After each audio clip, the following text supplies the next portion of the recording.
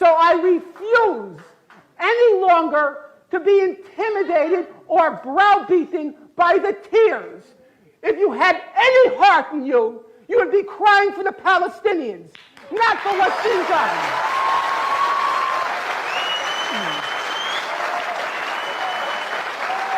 Now, Dr. Professor Norman Finkelstein. Not one country in the entire Arab world wants to help them.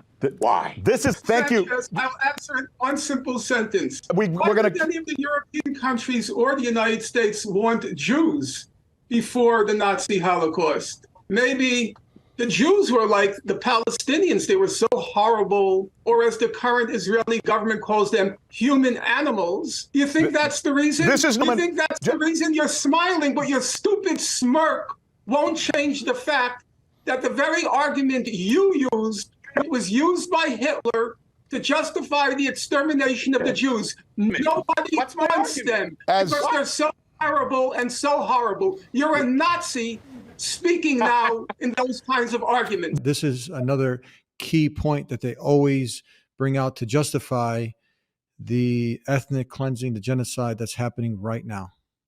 What's happening? Israel is basically saying, get the hell out of Gaza. We are coming full force for Hamas. We do not want to kill civilians. Please leave. Now, what is Hamas saying? Stay.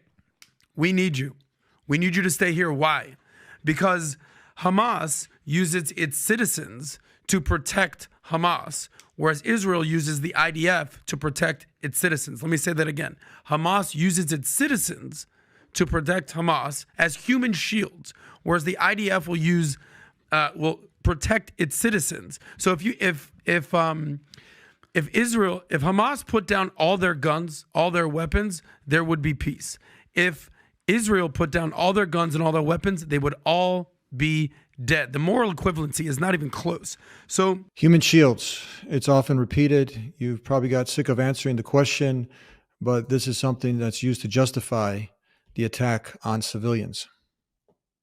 The human shielding isn't a precisely defined term in international law, but it generally refers to the conscription, the forcible conscription of civilians in order to protect either combatants or military sites.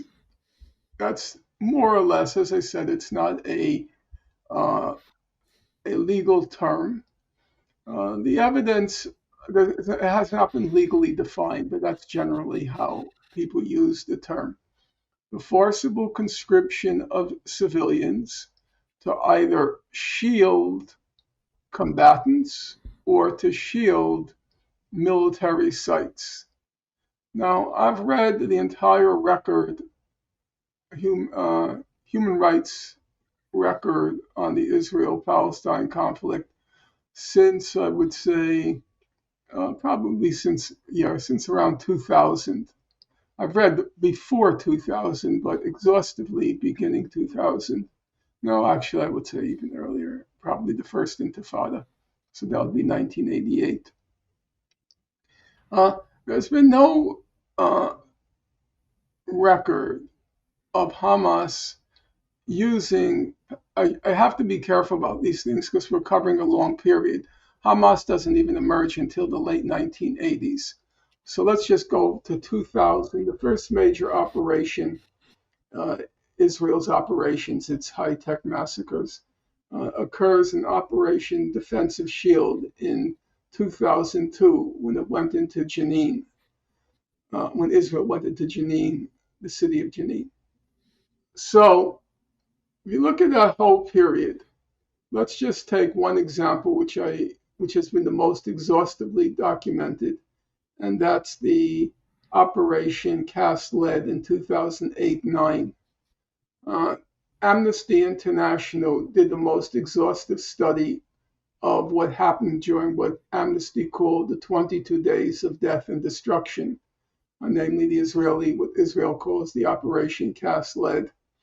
And it found no evidence that Hamas engaged in human shielding. Now, There are two further points I have to make. Point number one, there is a distinction in international law between what's called human shielding, which, as I said, is not a legally defined term, and what's called taking all feasible precautions